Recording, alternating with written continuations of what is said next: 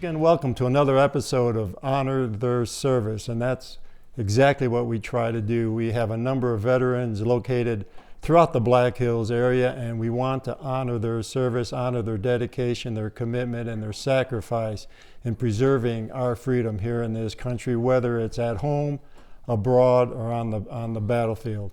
And with me is one of those veterans, Donald Elliott. Donald, thank you so much for spending some time with us. I was born in Widener, South Dakota in 1933, moved up to Castlewood in the 30s. My father was a farmer, but I graduated from Castlewood High School in 1951. I had friends that went into the service, and I guess I just went along too. My friends went in the Army and Air Force. I was the only one that went in the Navy. So they went in the Army and the Air Force. You said, if they're going in the Army and Air Force, I'm going to go in the Navy. Something like that. Something along those lines. And where was basic training? Great Lakes. Great Lakes, Chicago, in the Chicago area. North of Chicago. And then after that, what was your MOS then? From there, I went to Norfolk, Virginia, to metalsmith school, doing What are the duties of a metalsmith? welding and sheet metal and that kind of repair work. Something you definitely can use when you leave the service. Mm-hmm. Okay, then you went to Florida. Yep, Key West, Florida. Oh, Don, And, come on! You picked the right branch of service. You end up in Key West, Florida, for heaven's sake. And I went aboard a sub-tender, the USS Gilmore, and all I done was repair work on submarines. That was my whole job all the time I was in the Navy. I done repair work on the prop on a sub. I've done replaced the batteries on a submarine. You've done some work on the props. Yep, they hit. Okay, so all right, I'm trying to picture this. They take the sub out of the water. Nope. I mean, you weren't diving underwater to work on the props. No, they took the props off and in the water, and they took the props off in the water, and brought them up out. on the dock, and we fixed them up there. Like, what would go wrong with a prop, for example?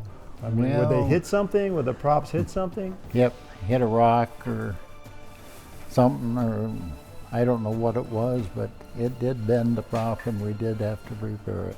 Anytime you touch the pressure hull of a submarine, like replacing the batteries, we had to open up at the top to get the batteries in and out. Yeah. When you got done with that job, the rated petty officer and who's ever with him had to go with that sub and take a little dive and run. They're all World War II subs. 1951, we didn't have any nuclear subs. No. Okay, so the subs come in, you work on the subs, and then they have to be checked. Yep, if you touch the pressure hull. And you touched the pressure hull, Yep. Did you not? Yep. Tell me a little bit about the pressure hull. Is it made up of metal panels, or is it just one solid sheet of metal? No, it's made up of different ones. Different panels? And yep. So there were times you actually had to touch the pressure hull. Oh yes. And then when you done that, you had to take a ride with the sub. Yeah, and they put you in that room and they close the doors and they got a mic and you're tied up directly to the captain, and if you have claustrophobia, you got a problem. You got a big problem. How deep did you go? I mean, how deep would they have to take it to make sure that pressure hull held? About 400 feet. 400 feet? Did you hear it creak and crank and make all kinds of crazy noises? Not really, no. Did you look through the periscope?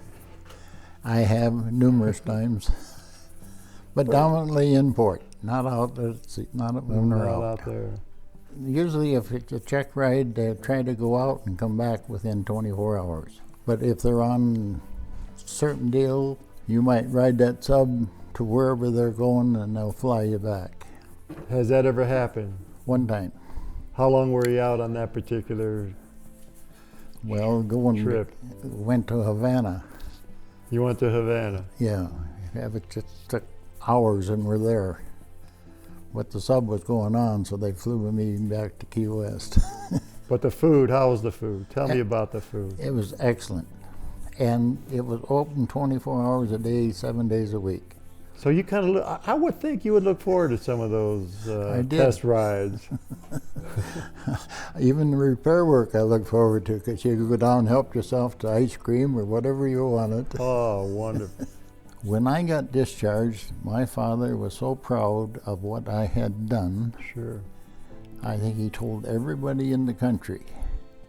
In the country. Yeah. Not just South Dakota. Not just South Dakota, but in the country.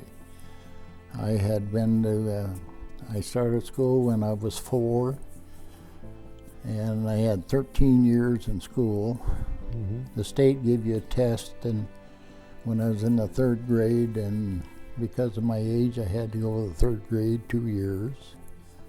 So when I got home, I had 13 years in school and over 3 years in the Navy, and had been in what we considered 7 foreign countries in about 42 states.